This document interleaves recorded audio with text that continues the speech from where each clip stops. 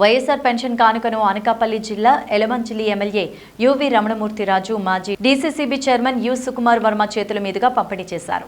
ఎన్నికల్లో ఇచ్చిన హామీ మేరకు ముఖ్యమంత్రి జగన్మోహన్ రెడ్డి అవ్వాతాతలకు పెన్షన్ మొత్తాన్ని 3,000కు పెంచి పంపిణీ చేయడం హర్షదాయకమని ఎమ్మెల్యే అన్నారు. అనంతరం అచ్యుతాపురం మండలం వెదురువాడ పంచాయతీకి వార్డు మెంబర్స్ కిల్లాడి శివ, పంచదార్ల కరుణా చిన్న, ఉరుకుటి తాతారావు కుటుంబ సభ్యులతో కలిసి తెలుగుదేశం పార్టీని వీడి వైఎస్ఆర్ కాంగ్రెస్ పార్టీలో చేరారు. వారికి ఎమ్మెల్యే రమణమూర్తి పార్టీ కండువాలు కప్పి పార్టీలోకి సాదరంగా ఆహ్వానించారు.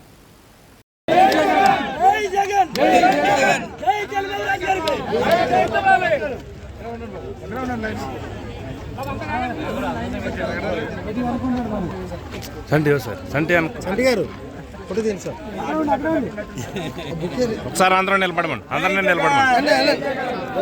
ఒకసారి అందరూ నిలబడండి.